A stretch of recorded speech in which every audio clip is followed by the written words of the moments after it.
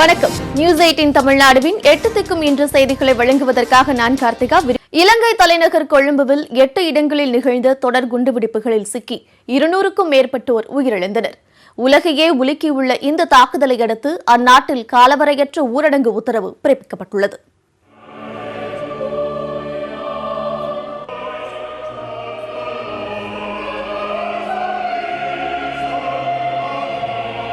உலகம் முழுவதும் உள்ள கிறிஸ்துவர்கள் ஈஸ்டர் பண்டிகை கொண்டாட்டத்தை நள்ளிரவில் தொடங்கி கொண்டாடிக் கொண்டிருந்தனர்.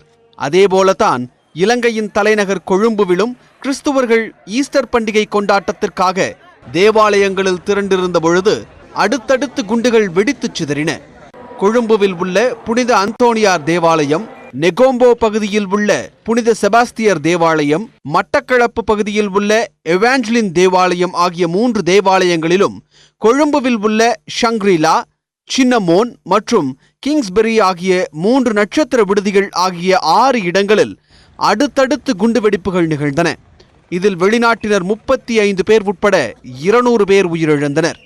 நூற்றுக்கணக்கானோர் காயங்களுடன் மீட்கப்பட்டு மருத்துவமனைகளில் சிகிச்சைக்காக அனுமதிக்கப்பட்டனர்.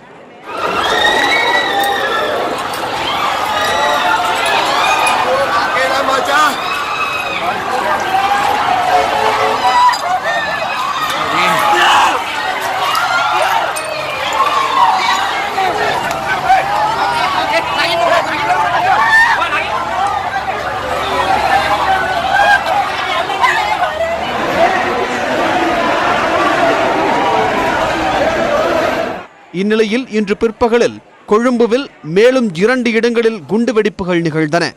இதையடுத்து உயிரிழந்தோர் எண்ணிக்கை 207 அதிகரித்துள்ளது. இந்நிலையில் 8வது தாக்குதல் மட்டும் மனித வெடிகுண்டு தாக்குதல் என அதிகாரிகள் தெரிவித்துள்ளனர். தொடர் வெடிகுண்டு தாக்குதல் குறித்து தொடர்ந்து கவனித்து வருவதாக தெரிவித்துள்ள இந்திய வெளியுறவுத்துறை, பாதிக்கப்பட்ட இந்தியர்கள் தொடர்பு கொள்வதற்காக இலவச தொலைபேசி எண்களையும் அறிவித்துள்ளது. தாக்குதலுக்கு இரங்கல் தெரிவித்துள்ள பிரதமர் நரேந்திர மோடி, இலங்கை அதிபர் மைத்ரிபால சிறிசேன, பிரதமர் ரணில் விக்ரமசிங்கே ஆகியோரை தொலைபேசியில் தொடர்பு கொண்டு இந்தியாவின் ஆறுதலை தெரிவித்தார். இந்த தாக்குதலுக்கு காங்கிரஸ் தலைவர் ராகுல் காந்தி, தமிழக முதலமைச்சர் எடப்பாடி பழனிசாமி, துணை முதலமைச்சர் ஓ பன்னீர்செல்வம், திமுக தலைவர் மு.க. ஸ்டாலின் ஆகியோரும் இரங்கல் தெரிவித்துள்ளனர். இந்த தாக்குதல் காட்டுமிராண்டித்தனமானது என இலங்கையின் முன்னாள் அதிபர் மகிந்த ராஜபக்ஷ தெரிவித்துள்ளார்.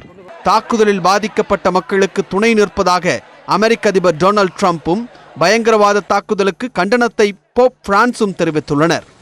பாகிஸ்தான் பிரதமர் இம்ரான்கான் தாக்குதலுக்கு கண்டனத்தையும் உயிரிழந்தோருக்கு இரங்கலையும் தெரிவித்துள்ளார். பிரிட்டன் பிரதமர் தெரேசா மே பாதிக்கப்பட்ட மக்களுக்கு தனது ஆழ்ந்த அனுதாபங்களை தெரிவிப்பதாக கூறியுள்ளார். தாக்குதலுக்கு கண்டனம் தெரிவித்துள்ள துருக்கி அதிபர் காயமடைந்தோர் விரைவில் நலம் பெற வாழ்த்து தெரிவித்துள்ளார். தாக்குதல் குறித்து பாதுகாப்பு உயரதிகாரிகளுடன் அந்நாட்டு பிரதமர் ரணில் விக்ரமசிங்கே அவசர ஆலோசனையில் ஈடுபட்டார். இதனைத் தொடர்ந்து இலங்கையில் ஃபேஸ்புக், வாட்ஸ்அப் உள்ளிட்ட சமூக வலைதளங்கள் அனைத்தும் முடக்கப்பட்டுள்ளன. மேலும் காலவரையற்ற ஊரடங்கு உத்தரவு பிறப்பிக்கப்பட்டுள்ளது. தாக்குதலுக்கு இதுவரை எந்த அமைப்பும் பொறுப்பேற்கவில்லை. எனினும் தாக்குதல் தொடர்பாக 7 பேர் கைது செய்யப்பட்டுள்ளதாக அந்நாட்டு பாதுகாப்புத்துறை அமைச்சர் ரூவன் விஜயவர்தன தெரிவித்துள்ளார். இலங்கையில் நடைபெற்ற தாக்குதலில் உயிரிழந்தோருக்கு நடிகர் ரஜினிகாந்த் இரங்கல் தெரிவித்துள்ளார். இது தொடர்பாக தனது ட்விட்டர் பக்கத்தில் பதிவிட்டுள்ள அவர், ஈஸ்டர் திருநாளான இன்று இலங்கையில் நடந்த இந்த துயரத்தில் பாதிக்கப்பட்ட மக்களுக்கு ஆறுதல் சொல்ல வார்த்தைகள் இல்லை என கூறியுள்ளார். இதுகுறித்து நடிகரும் மக்கள் நீதி மய்ய தலைவருமான கமல்ஹாசன் தன்னுடைய ட்விட்டர் பதிவில், மனித குலத்தின் முரண்பாடுகளுக்கு வன்முறை எப்போதும் இறுதி தீர்வாக அமைந்து விடாது என தெரிவித்துள்ளார். தாக்குதலில் பாதிக்கப்பட்டோருக்கு தனது இரங்கலையும் அவர் கூறியுள்ளார்.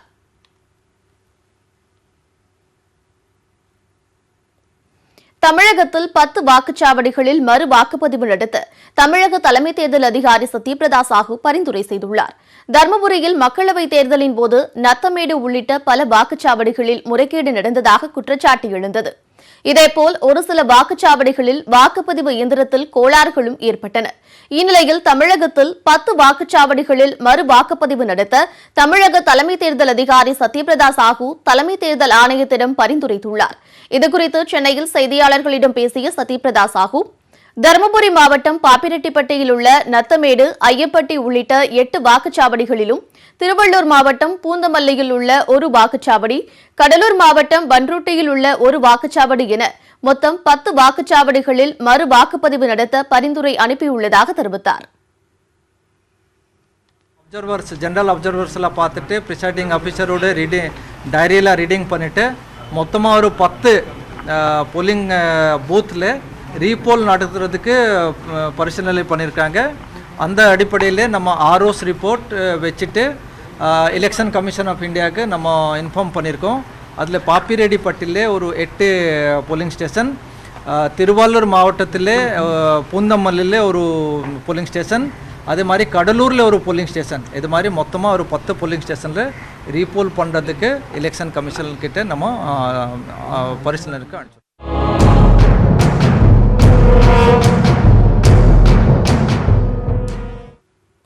மதுரை தொகுதியில் வாக்குகள் பதிவாகியுள்ள வாக்குப்பதிவு இயந்திரங்கள் வைக்கப்பட்டுள்ள அறையில் பெண் அதிகாரி ஒருவர் அத்துமீறி நுழைந்ததாக எழுந்த புகாரை அடுத்து நள்ளிரவில் வேட்பாளர்கள் மற்றும் கட்சி பிரமுகர்கள் தர்ணா போராட்டத்தில் ஈடுபட்டனர். இந்த விவகாரம் தொடர்பாக சம்பந்தப்பட்ட வட்டாட்சியர் சம்பூர்ணம் பணியிடை நீக்கம் செய்யப்பட்டுள்ளார். மதுரையில் பதிவான வாக்குகளுடன் வாக்குப்பதிவு இயந்திரங்கள் அரசு மருத்துவக் கல்லூரி வளாகத்தில் வைத்து பாதுகாப்பாக பூட்டப்பட்டுள்ளன.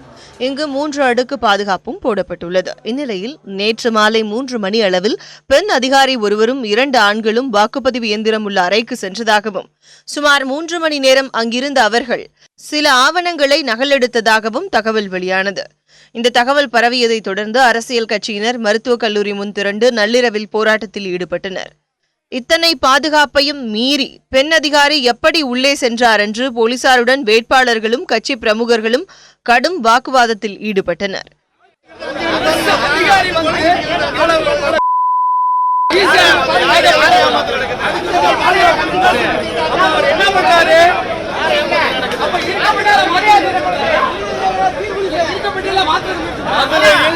கண்டிப்பான முறையில் மாவட்ட தேர்தல் அதிகாரி என்னைக்கும் இருந்தாலும் சரி, எப்பவும் சரி, நல்லா தெரிஞ்சுக்கோங்க.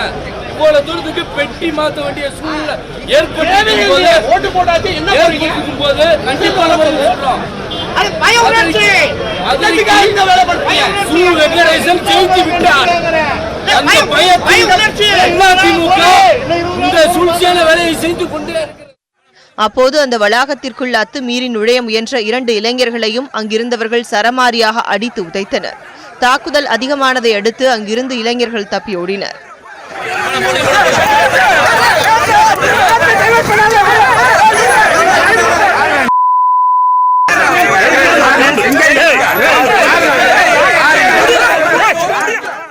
நிலைமை சிக்கலானதை அடுத்து அங்கு வேட்பாளர்கள் மற்றும் அனைத்து கட்சி பிரமுகர்களும் வாக்குப்பதிவு இயந்திரங்கள் வைக்கப்பட்டிருந்த அறையின் சிசிடிவி காட்சிகளை காட்டச் சொல்லி தர்ணா போராட்டத்தில் ஈடுபட்டனர்.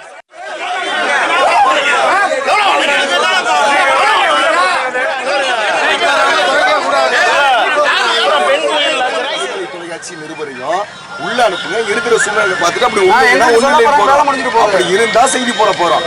இல்ல நீங்க மறைக்க இந்நிலையில் பெண் அதிகாரி சம்பூரணம் மீதான குற்றச்சாட்டு தொடர்பாக மாவட்ட தேர்தல் அதிகாரி PR நடராஜன் தமிழக தலைமை தேர்தல் அதிகாரி சத்யபிரதா சாஹூவுக்கு அறிக்கை அளித்தார்.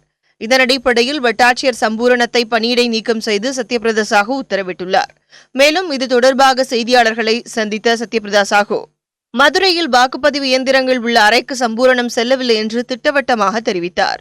சம்பந்தப்பட்ட அதிகாரி யார் மேனா போயிட்டு அது பேப்பர்ஸ் எல்லாம் பார்த்துருக்காங்களோ ஸ்டோரேஜ் ரூமில் அவங்க சஸ்பென்ஷன் ஆர்டர் இஷ்யூ பண்ணியிருக்காங்க.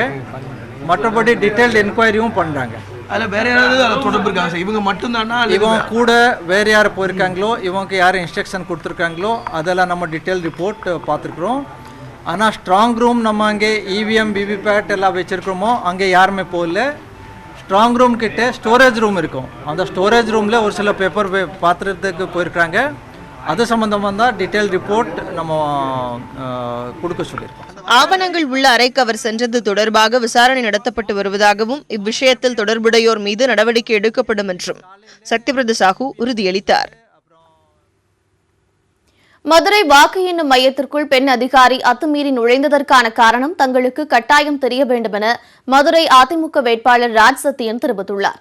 மதுரையில் செய்தியாளர்களுக்கு பேட்டியளித்த அவர் இந்த விவகாரத்தில் மற்ற வேட்பாளர்கள் விளம்பரம் தேட நினைப்பதாக குற்றம் சாட்டினார். எதுக்காக அவங்க 2 மணி நேரம் இருந்தாங்க உள்ள? என்ன பர்பஸ் சார்? அங்க ஒரு பாதுகாப்பு அறை இருக்கு, இவ்வளவு பேர் உழைச்சிருக்கோம், இவ்வளவு பேர் வெற்றி. அஇஅதிமுகவுடைய வெற்றின்றது இங்க உறுதி செய்யப்பட்ட வெற்றி, மதுரையில உறுதி செய்யப்பட்ட வெற்றி. இதுக்கு தவறுதலாக எதுவும் நடத்துறதுக்காக இதை அந்த அதிகாரி முற்பட்டிருக்காங்களா? அந்த ஸ்ட்ராங் ரூமுக்குள்ள அவங்க போலன்றது எல்லா வேட்பாளரும் ஒத்துக்கிட்டாங்க, இது பண்ணிக்கிட்டாங்க. இருந்தாலும் பாதுகாக்கப்பட்ட அறைகளுக்குள்ள டாக்குமெண்ட்ஸ்ல பாக்குறதுக்கு அவங்களுக்கு என்ன வேலைங்க? எதற்காக சென்றிருக்காங்க? இருந்தாலும் அதை முறையாக நாங்கள் கலெக்டர்கிட்ட நாங்கள் லெட்டர் கொடுக்குறோம், நேற்றுக்கு நைட்ல இருந்து ஃபாலோ பண்ணிட்டு இருக்கோம், அதற்கான விஷயங்கள் என்னன்றது கேட்டுட்டு இருக்கோம். அந்த மாதிரி முறையாக ஃபாலோ பண்ணாம இது ஒரு விளம்பரத்துக்காக நிறைய செய்த மாதிரி எனக்கு இருந்தது. இதனிடையே மதுரை வாக்கு எண்ணிக்கை மையத்தில் பெண் அதிகாரி ஆவணங்களை எடுத்துச் செல்லும் சிசிடிவி காட்சிகளை வழங்குமாறு அதிமுக வேட்பாளர் ராஜ்சத்தியன் கோரியுள்ளார். ராஜ்சத்தியன் சார்பில் மாவட்ட தேர்தல் அதிகாரியை சந்தித்த அதிமுக வழக்கறிஞர் அணியினர் கோரிக்கை மனுவை அளித்தனர்.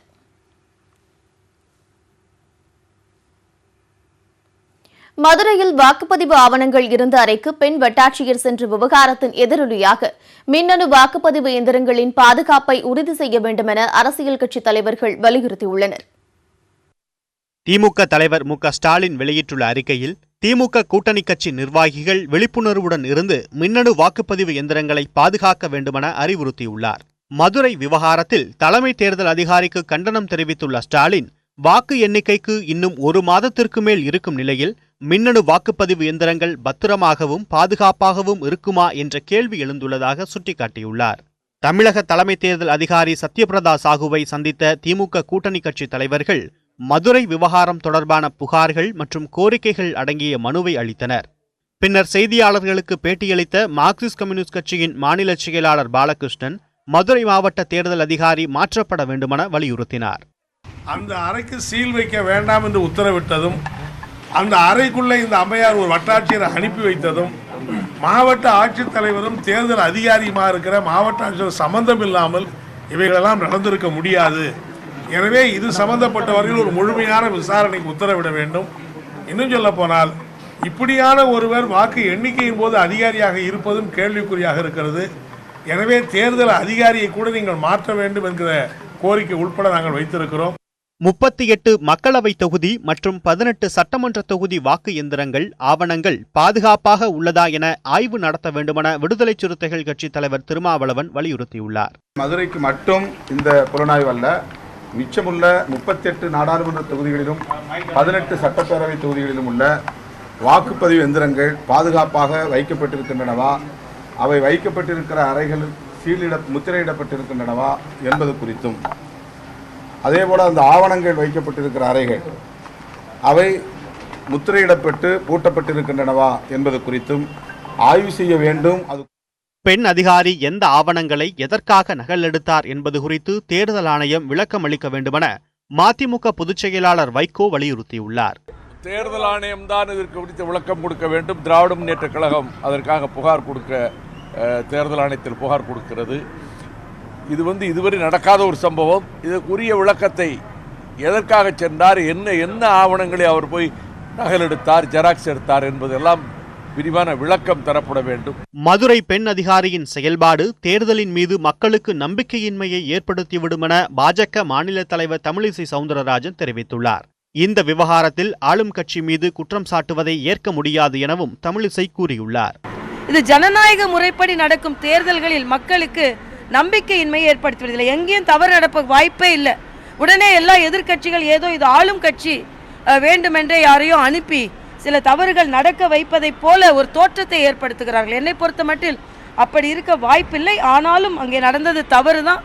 அந்த பெண் அதிகாரி ஒருவேளை அவர்களுக்கு நகலோ ஏதோ எடுக்க வேண்டும் என்று அவர்களுக்கு விருப்பமோ இல்லை என்றால் விடுபட்டு இருந்தால் அவர் அத்தனை வேட்பாளர்களிடமும் ஆட்சியரிடமும் அனுமதி பெற்று அதன் உண்மையின் நிலவரத்தை சொல்லி தான் செய்திருக்க வேண்டும். மதுரை விவகாரத்தில் கடும் விமர்சனங்களை சந்தித்து வரும் தேர்தல் ஆணையத்தின் அடுத்த கட்ட நடவடிக்கைகளை அரசியல் கட்சி தலைவர்கள் உற்று நோக்கி வருகின்றனர். மதுரையில் வாக்குப்பதிவு இயந்திரங்கள் வைக்கப்பட்டிருக்கும் அறைக்குள் வட்டாட்சியர் நுழைந்ததாக குற்றச்சாட்டு எழுந்த நிலையில் வாக்குப்பதிவு இயந்திரங்கள் வைக்கப்பட்டுள்ள ஸ்ட்ராங் ரூம்களில் மேற்கொள்ளப்பட்டிருக்கும் பாதுகாப்பு ஏற்பாடுகளை தற்போது பார்க்கலாம். இரண்டாம் கட்டமாக தமிழகத்தில் வேலூர் மக்களவை தொகுதி தவிர 38 தொகுதிகளுக்கும் 18 சட்டமன்ற இடைத்தேர்தல்களிலும் பதிவான வாக்குப்பதிவு இயந்திரங்கள் மற்றும் விவிபேட் இயந்திரங்கள் 39 வாக்கு எண்ணிக்கை மையங்களில் வைக்கப்பட்டுள்ளன. இந்த வாக்கு எண்ணிக்கை மையங்களில் வெளிச்சம் கூட புகாத அளவுக்கு ஸ்ட்ராங் ரூம் எனப்படும் பாதுகாப்பு நிறைந்த அறைகளில் வாக்குப்பதிவு இயந்திரங்கள் வைக்கப்பட்டுள்ளன. அதாவது வாக்குப்பதிவு இயந்திரங்கள் வைக்கப்பட்டிருக்கும் அறையில் ஒரு கதவு மற்றும் ஒரு ஜன்னல் மட்டுமே இருக்கும். கூடுதல் ஜன்னல் அல்லது கதவுகள் இருந்தால் அந்த இடத்தில் செங்கற்கள் வைத்து அடைக்கப்படும். இதுபோக ஸ்ட்ராங் ரூமை சுற்றி 3 அடுக்கு பாதுகாப்பு போடப்பட்டுள்ளது. முதல் அடுக்கில் துணை ராணுவப்படையும், இரண்டாவது அடுக்கில் ஆயுதப்படை வீரர்களும், மூன்றாவது அடுக்கில் காவல்துறையினரும் சுழற்சி முறையில் பாதுகாப்பு பணியில் ஈடுபட்டு வருகின்றனர். மேலும் ஸ்ட்ராங் ரூமின் வெளியில் 2 கேமராக்கள் கதவை நோக்கி பொருத்தப்பட்டு மாவட்ட தேர்தல் அதிகாரி உள்ளிட்டோர் தங்களது அறைகளில் இருந்தபடியே கண்காணித்து வருகின்றனர். அது மட்டுமின்றி அரசியல் கட்சிகளின் அனுமதி பெற்ற ஏஜென்ட்டுகளும் சுழற்சி அடிப்படையில் இங்கு வந்து செல்ல முடியும். வாக்கு எண்ணிக்கை நடைபெறும் நாள் வரை இந்த பாதுகாப்பு ஏற்பாடுகள் தொடரும். எனவே தேர்தல் ஆணையத்தின் அனுமதியின்றி யாரும் வாக்கு எண்ணிக்கை மையங்களுக்குள் அத்துமீறி நுழைய முடியாது என்பது குறிப்பிடத்தக்கது. 4 தொகுதி இடைத்தேர்தலுக்கான வேட்புமனு தாக்கல் நாளை தொடங்கவுள்ள நிலையில் அதிமுக சார்பில் தேர்தலில் போட்டியிட விருப்பமனு அளித்தவர்களிடம் நேர்காணல் நடைபெற்று வருகிறது. இது தொடர்பாக கூடுதல் தகவல்களை நமது செய்தியாளர் கீதனிடம் கேட்கலாம். கீதன், சொல்லுங்க, இந்த நேர்காணலில் யாரெல்லாம் பங்கேற்றிருக்காங்க, இதுவரை எத்தனை விருப்ப மனுக்கள் பெறப்பட்டிருக்கிறது, முழுமையான விவரங்களை பதிவு பண்ணுங்க. வருகின்ற மே 19ஆம் தேதி தமிழகத்தில் 4 தொகுதி இடைத்தேர்தல் நடைபெறுகின்றது. குறிப்பாக ஒட்டப்பிடாரம், அரவக்குறிச்சி, திருப்பரங்குன்றம், சூலூர் ஆகிய 4 தொகுதிகளில் இடைத்தேர்தல் நடைபெற இருக்கின்றது. இந்த இடைத்தேர்தலுக்கான அதிமுகவில் போட்டியிட விருப்ப மனுக்கள் இன்று காலை முதல் மாலை வரை வழங்கலாம் என்று அதிமுக தலைமை ஏற்க அறிவித்திருந்தது. அதன்படி மாலை 5:30 மணி வரை விருப்ப மனுக்கள் பெறப்பட்டன. அதனைத் தொடர்ந்து தற்பொழுது விருப்ப மனு அளித்தவர்களிடம் நேர்காணல் நடைபெற்று வருகின்றது. இந்த நேர்காணலில் தமிழக முதலமைச்சர் எடப்பாடி பழனிசாமி, துணை முதல்வர் ஓ பன்னீர்செல்வம், அதே போல முன்னாள் அமைச்சர் வைத்தியலிங்கம், முன்னாள் அமைச்சர்கள் வளர்மதி ஆகியோர் இப்பொழுது நேர்காணலில் பங்கேற்றிருக்கின்றார்கள். குறிப்பிட்ட நபர்களுக்கு அதிமுக தலைமையிடமிருந்து அழைப்பு சென்றிருக்கின்றது. அந்த அழைப்பின் பேரில் குறிப்பிட்ட நபர்கள் மட்டுமே தற்பொழுது அதிமுக தலைமை அலுவலகத்திற்கு அழைக்கப்பட்டு இந்த நேர்காணலானது தற்பொழுது நடைபெற்று வருகின்றது. திமுக வேட்பாளர்கள் ஏற்கனவே அறிவிக்கப்பட்ட நிலையில அதிமுக வேட்பாளர்கள் அறிவிக்கப்படும் என்றைக்கு அறிவிக்கப்படும்?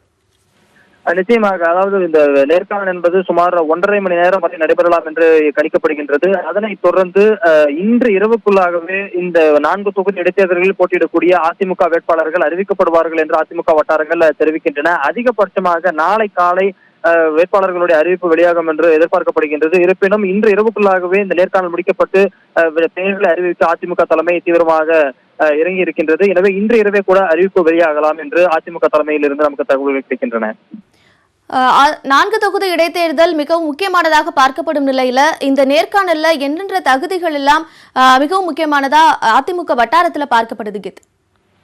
மிக முக்கியமாக, அதாவது அதிமுக இந்த 4 தொகுதி இடைத்தேர்தல் 18 தொகுதி முடிந்து விட்டது. 4 தொகுதி இடைத்தேர்தலை பொறுத்தவரை அந்த தொகுதிக்குள்ள மக்களிடம் நன்கு அறிமுகமானவர்கள், அதே போல மக்களிடையே, அதாவது தொண்டர்கள் மற்றும் மக்களிடையே நன்மதிப்பை பெற்றவர்கள், தொண்டர்களை அரவணைத்து செல்லக்கூடியவர்களுக்கு வாய்ப்புகளை வழங்கலாம் என்று அதிமுக தலைமை கருதுகின்றது. ஏனென்றால் சரியான நபர்களை நிறுத்தினால் மட்டுமே மக்களும் தொண்டர்களும் அவர்களுக்கு ஒத்துழைப்பு கொடுப்பார்கள். எனவே அப்பொழுதுதான் வாக்குகளை பெற முடியும் என்கின்ற அந்த அடிப்படையில் தான் தற்பொழுது நேர்காணல் நடைபெற்று வருகின்றது.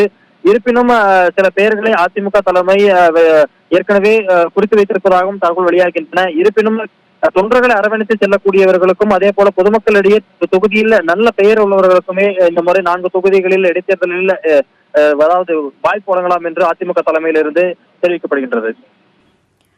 தற்பொழுது நேர்காணல் நடைபெற்று வருகிறது. இன்று இரவுக்குள் அதிமுக வேட்பாளர்கள் அறிவிக்கப்படுவார்கள் என்று செய்தியாளர் கீதன் கூறினார். நன்றி Geethan.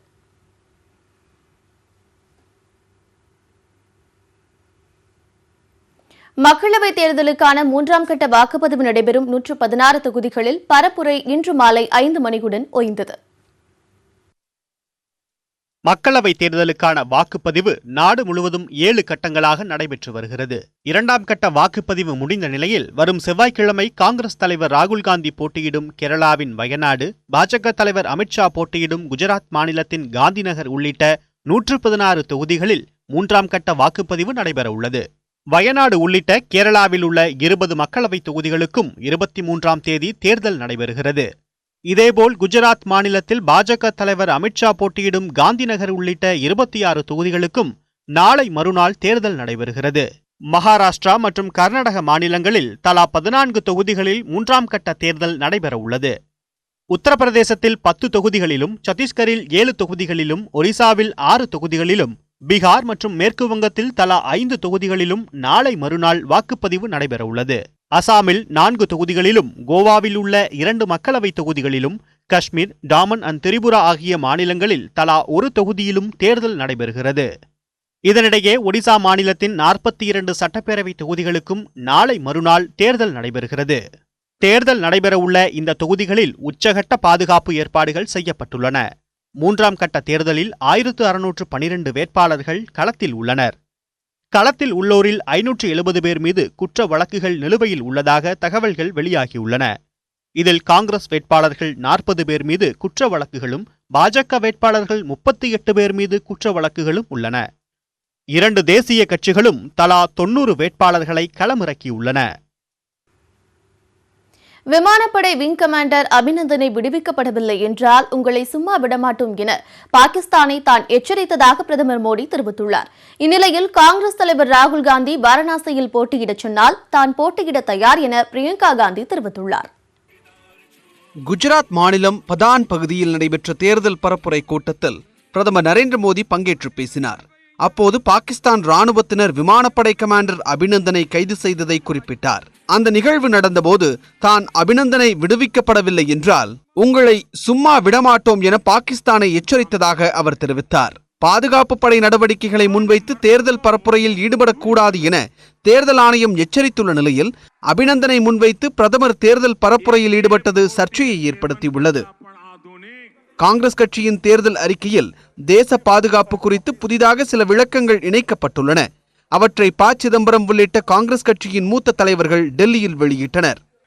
The point I wish to make today is that our approach is not ad hoc, our approach is not impulsive, our approach is after careful study and deliberation we will take the necessary measures to protect India's national security. பாதுகாப்புத்துறை அமைச்சர் நிர்மலா சீதாராமன் கேரள மாநிலம் வயநாடு தொகுதியில் திறந்த வாகனத்தில் சென்று வாக்கு சேகரிப்பில் ஈடுபட்டார். குஜராத் மாநிலம் அகமதாபாத்தில் பாஜக தலைவர் அமித்ஷா திறந்த வாகனத்தில் பல்லாயிரக்கணக்கான தொண்டர்கள் புடைசூழச் சென்று வாக்கு சேகரித்தார்.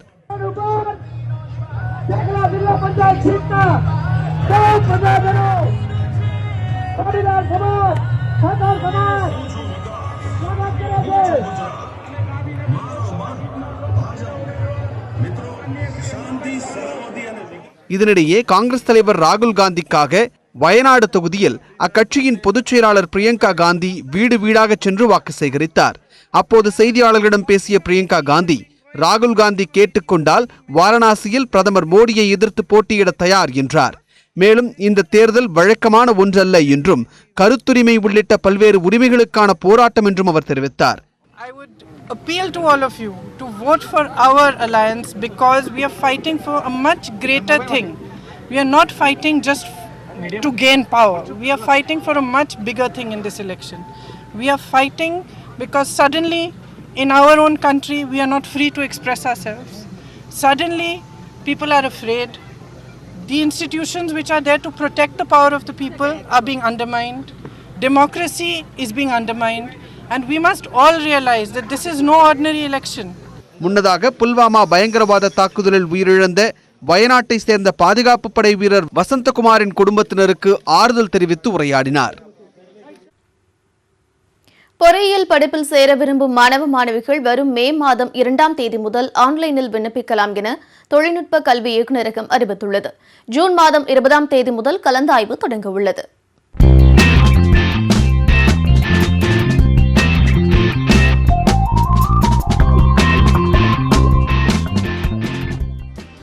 பொறியியல் கலந்தாய்வை ஆண்டுதோறும் அண்ணா பல்கலைக்கழகம் நடத்தி வந்த நிலையில் இந்த ஆண்டு முதல் கலந்தாய்வை தமிழக அரசை நடத்த முடிவு செய்யப்பட்டது. இதையடுத்து கலந்தாய்வு குழுவில் இருந்து அண்ணா பல்கலைக்கழக துணைவேந்தர் சூரப்பா விலகினார். இதனால் இனி பொறியியல் கலந்தாய்வில் அண்ணா பல்கலைக்கழகம் தலையிடாது என சூரப்பா அறிவித்தார். இதனால் இந்த ஆண்டு பொறியியல் கலந்தாய்வை யார் நடத்துவார்கள் என்பது குறித்து மாணவர்கள் மத்தியில் குழப்பம் இருந்த நிலையில் தொழில்நுட்ப கல்வி இயக்குநரகம் கலந்தாய்வை நடத்தும் என தமிழக அரசு அறிவித்தது. இந்நிலையில் கலந்தாய்வு அறிவிப்பு இன்று வெளியிடப்பட்டது. தமிழகத்தில் 550க்கும் மேற்பட்ட பொறியியல் கல்லூரிகளில் 1 லட்சத்திற்கும் அதிகமான இடங்கள் உள்ளன.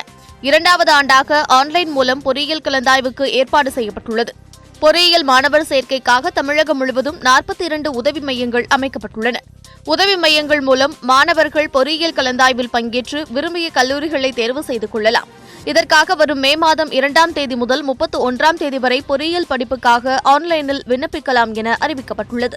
விண்ணப்பித்த மாணவ மாணவிகளுக்கு ஜூன் மாதம் 3ஆம் தேதி ரேண்டம் எண்கள் வழங்கப்படும் எனவும் ஜூன் 6 முதல் 11ஆம் தேதி வரை சான்றிதழ் சரிபார்ப்பு பணி நடைபெற உள்ளதாகவும் குறிப்பிடப்பட்டுள்ளது. தொடர்ந்து கலந்தாய்வு ஜூன் 20ஆம் தேதி தொடங்கும் எனவும் குறிப்பிடப்பட்டுள்ளது. சிறப்பு பிரிவினருக்கான கலந்தாய்வு ஜூன் 20ஆம் தேதி தொடங்குகிறது. அன்றைய தினம் மாற்றுத்திறனாளி மாணவ மாணவிகள் கலந்தாய்வுக்கு அழைக்கப்பட உள்ளனர். ஜூன் 21ஆம் தேதி முன்னாள் ராணுவத்தினருக்கான ஒதுக்கீட்டிற்கும் ஜூன் 22ஆம் தேதி விளையாட்டுத் துறையினருக்கும் கலந்தாய்வு நடைபெறும் என அறிவிக்கப்பட்டுள்ளது. பின்னர் பொதுப் பிரிவினருக்கான கலந்தாய்வு ஜூலை 3ஆம் தேதி முதல் 30ஆம் தேதி வரையிலும் நடைபெறும் என அறிவிக்கப்பட்டுள்ளது. திருச்சி மாவட்டம் துறையூர் அருகே திருவிழாவில் ஏற்பட்ட கூட்ட நெரிசலில் 4 பெண்கள் உட்பட 7 பேர் உயிரிழந்தனர்.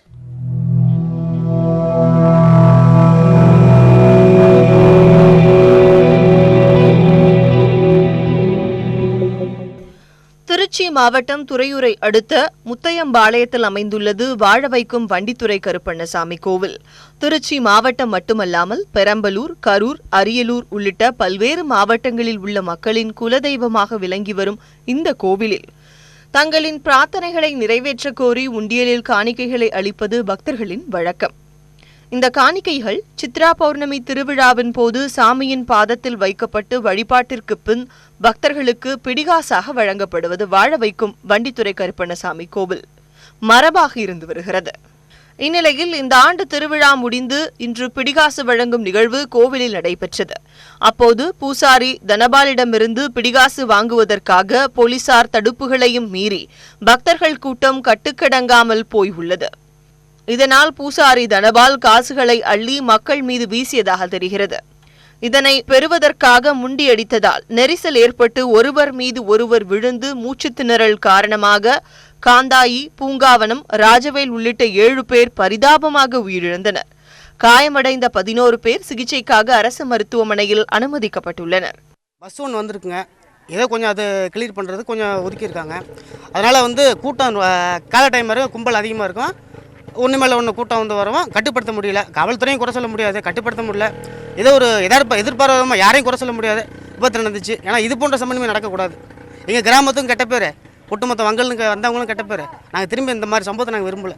கூட்டம் அவ்வளோ இல்லை சார், ஒரு 1000 பேர் கூட இருக்க மாட்டாங்க.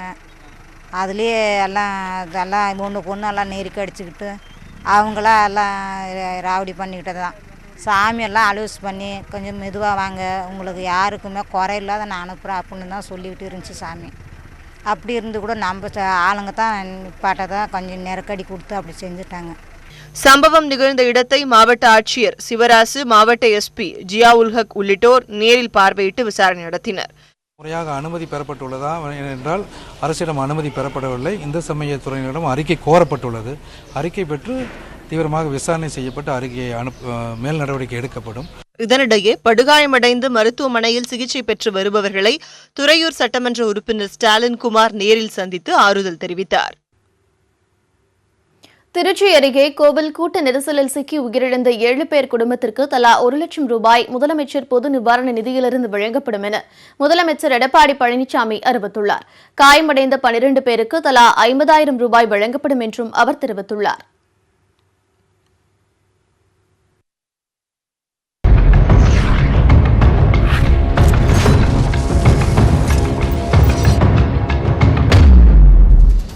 செய்திகளை துல்லியமாகவும் விரைவாகவும் தரும் எக்ஸ்பிரஸ் 8 திருச்சி செய்திகளை பார்க்கலாம். தீபாவளிக்கு வெடிக்கவா இந்திய அணு ஆயுதங்களை வைத்துள்ளது என பிரதமர் நரேந்திர மோடி ஆவேசமாக கேள்வி எழுப்பியுள்ளார். ராஜஸ்தான் மாநிலம் பர்மர் பகுதியில் நடைபெற்ற தேர்தல் பரப்புரை கூட்டத்தில் பிரதமர் மோடி பங்கேற்று பேசினார். அப்போது பாகிஸ்தான் மிரட்டல்களுக்கு அஞ்சுவதை இந்தியா நிறுத்திவிட்டதாக தெரிவித்தார். தங்களிடம் அணு ஆயுதங்கள் இருப்பதாக பாகிஸ்தான் கூறிக்கொண்டே இருப்பதாக தெரிவித்த மோடி இந்தியாவிடம் வேறு என்ன உள்ளது என கேள்வி எழுப்பினார். தீபாவளிக்கு வெடிக்கவா இந்தியா அணு ஆயுதங்களை வைத்துள்ளது என்றும் பிரதமர் நரேந்திர மோடி வினவினார். மத்தியில் பாஜக மீண்டும் ஆட்சிக்கு வந்தால் தமிழகம் முழு அளவில் வளர்ச்சியடைவதற்கு தேவையான நடவடிக்கைகள் எடுக்கப்படும் என்று மத்திய அமைச்சர் சுரேஷ் பிரபு உறுதியளித்துள்ளார். சென்னை விமான நிலையத்தில் செய்தியாளர்களிடம் பேசிய அவர், பிரதமர் மோடியின் ஆட்சியில் நாடு பெருமளவில் வளர்ச்சியடைந்துள்ளதாகவும் மோடியின் மீது நம்பிக்கை வைத்து அவருக்கு ஆதரவு தெரிவித்து வரும் அனைவருக்கும் நன்றி தெரிவிப்பதாகவும் கூறினார். மேலும் தேசிய ஜனநாயக கூட்டணிக்கு அனைத்து தரப்பிலிருந்தும் ஆதரவு பெருகி வருவதாகவும் சுரேஷ் பிரபு தெரிவித்தார். தேர்தலுக்கு பிறகு ஒடிசா நலனுக்காக எந்த கட்சியுடனும் கூட்டணி வைக்க தயார் என அம்மாநில முதலமைச்சர் நவீன் பட்நாயக் தெரிவித்துள்ளார். ஒடிசா முதலமைச்சர் நவீன் பட்நாயக் தற்போது எந்த கூட்டணியிலும் இணையாமல் தனித்து தேர்தலை சந்தித்து வருகிறார். இந்நிலையில் ANI செய்தி நிறுவனத்திற்கு பேட்டியளித்துள்ள நவீன், தனக்கு ஒடிசாவின் நலனே முக்கியம் என்றும் அதற்கு முக்கியத்துவம் அளிக்கும் கட்சிக்கோ கூட்டணிக்கோ ஆதரவளிக்க தயார் என்றும் தெரிவித்துள்ளார். எனினும் கூட்டணி குறித்து தேர்தலுக்கு பிறகே முடிவெடுக்க முடியும் என தெரிவித்த அவர், அனைத்து கட்சிகளின் கொள்கையும் ஒன்றுதான் என்றும் தெரிவித்தார். சத்தீஸ்கர் மாநிலத்தில் பாதுகாப்பு படையினர் நடத்திய துப்பாக்கிச் சூட்டில் மாவோயிஸ்டுகள் 2 பேர் சுட்டுக் கொல்லப்பட்டனர். சத்தீஸ்கர் மாநிலம் பிஜாப்பூர் பகுதியில் அம்மாநில காவல்துறையினரும் மாவோயிஸ்ட் தேடுதல் சிறப்பு படையினரும் இணைந்து மாவோயிஸ்டுகளை தேடும் பணியில் ஈடுபட்டனர். அப்போது பிஜாப்பூர் பகுதியில் பதுங்கியிருந்த மாவோயிஸ்டுகளுக்கும் பாதுகாப்பு படையினருக்கும் இடையே துப்பாக்கிச் சண்டை நடைபெற்றது. இதில் மாவோயிஸ்ட் அமைப்பை சேர்ந்த 2 சுட்டுக் கொல்லப்பட்டனர். மேலும் அவர்களிடம் இருந்த ஆயுதங்களை பறிமுதல் செய்த பாதுகாப்பு படையினர் தொடர்ந்து மாவோயிஸ்டுகளை தேடும் பணியில் ஈடுபட்டு வருகின்றனர். இத்துடன் இந்த செய்தி தொகுப்பு நிறைவடைந்தது. தொடர்ந்து செய்திகளை அறிந்து கொள்ள இணைந்திருங்கள். இது நியூஸ் 18 தமிழ்நாடு.